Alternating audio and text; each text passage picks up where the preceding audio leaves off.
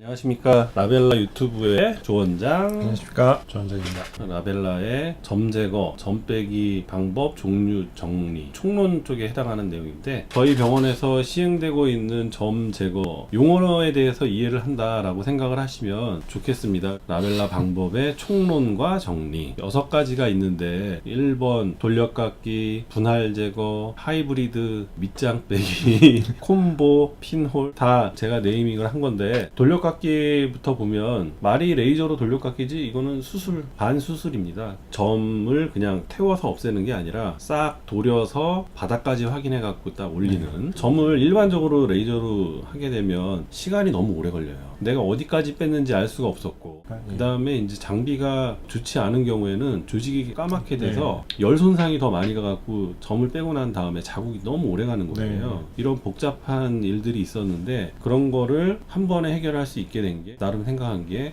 뿌리까지 드러내는 시술 쪽 마인드에서 수술 쪽 마인드를 접목을 시키니까 좋은 방법이 나왔습니다. 그래서 돌려깎기라는 거는 뿌리까지 확인을 하고 드러내는 것들이고, 그래서 저희는 바닥까지 확인해서 뿌리를 빼니까 재발이 적게 되었고, 그 다음에 큰 점은 한 번에 뺄 수가 없으니까 나눠서 빼게 됐거든요. 2번으로 나눠서 빼는 거, 3번으로 나눠서 빼는 거, 이렇게 나눠볼 수가 있고, 그래서 그림 그려놨는데 2분할로 빼는 게 아령 빼기가 이제 길쭉하게 있으면 끝단부터 아령처럼 딱 뺀다.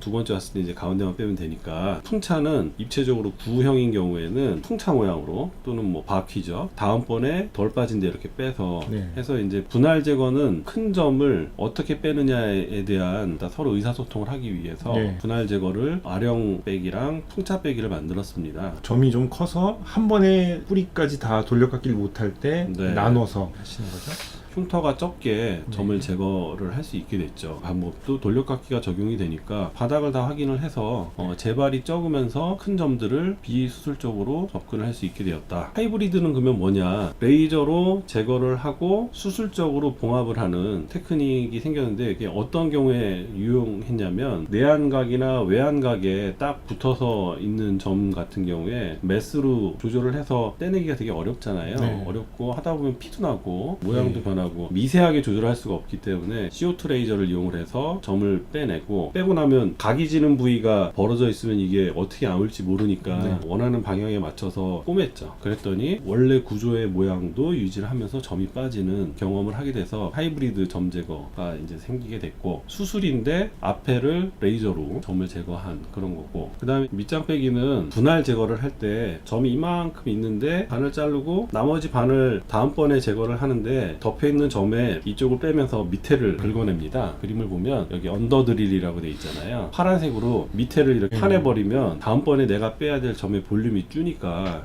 다음 시술이 좀 편해지는 그런 효과가 있더라고요. 밑장 빼기라는 용어를 쳤습니다. 그리고 이제 콤보, 이때는 더 진화를 해서 점을 다 빼야 되는가라는 그런 화두를 제가 받았어요. 점은 문제되는 부위만 빼고 나머지 흉터 치료를 하는 게 미용적으로는 훨씬 더 낫겠다. 점이랑 흉터를 같이 치료를 하게 된 콤보라고 했고, 그 다음에 콤보 치료를 할 때 부분적으로 흉터 치료하는 게 피놀이라는 방식으로 점을 뿌리까지 드러내진 못하지만 사이즈를 이렇게 줄여서, 피놀은 이제 점의 부분 제거, 미용적으로 우리가 받아들일 수 있는 정도까지만 할 수 있는, 그렇게 해서 이런 용어들이 생기게 됐는데, 어떤 선생님들은 뭐 그렇게 단순한 점 제거 가지고 이렇게 복잡하게 해놨느냐, 나름 이렇게 정리를 해놓으니까 단순한 거 안에서도 여러 가지 생각할 것들이 있고 우리가 배울 것들이 있잖아요. 저의 미용 시술의 진화 과정과 이 역사를 같이 한 거라서 저는 좀 애착을 갖고 있습니다. 라벨라 블로그에서 나오는 그 점 빼기의 용어가 이런 의미다. 용어 정리는 이렇게 하고,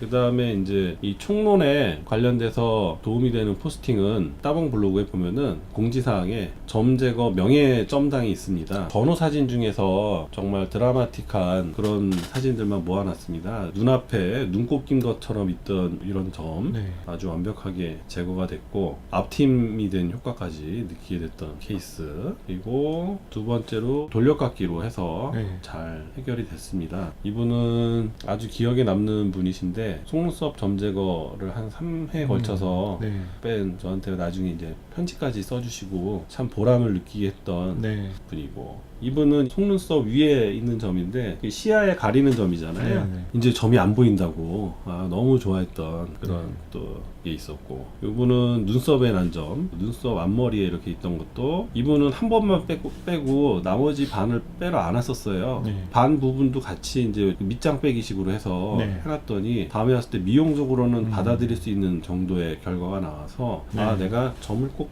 100% 다 빼야 되나? 라는 그런 생각이 들게 해줬던 분이고, 이제 그런 컨셉을 생겨서 복잡하고 힘든 점 같은 경우에 100% 빼려고 하지 않고 미용적으로 받아들일 수 있는 정도로 서로 타협을 하고 있습니다. 눈썹 머리에 이 수술적으로 제거하면 눈썹 없어지고 되게 이상해지거든요. 근데 이런 분들도 너무나 잘 네. 없어진. 그래서 라벨라에서 특화적으로 빼고 있는 점이 이 눈썹에 난 점, 아이라인에 난 점, 이런 거는 아주 결과 좋습니다. 그다음에 인중에 난 점 또 이렇게 뺐고, 그리고 저희가 이제 그 돌려깎기를 하다 보니까 재발된 점 같은 것도 네. 확실하게 빼드릴 수가 있어서 뺀 거 보고 또 소개받아서 이렇게들 오십니다. 아주 속 시원해 하시고, 이제 문제가 이런 선천성 모반인데요. 선천성 모반은 진짜 뿌리가 깊어서 네. 빼고 난 다음에도 재발의 리스크가 항상 있어서 이런 점이신 분들은 저희랑 평생 가는 관계가 됩니다. 좀 올라올 때 와서 또 좀 빼야 되고, 자국도 좀 오래 가고, 이게 풍차백입니다. 점을 빼게 되면 아무는 과정이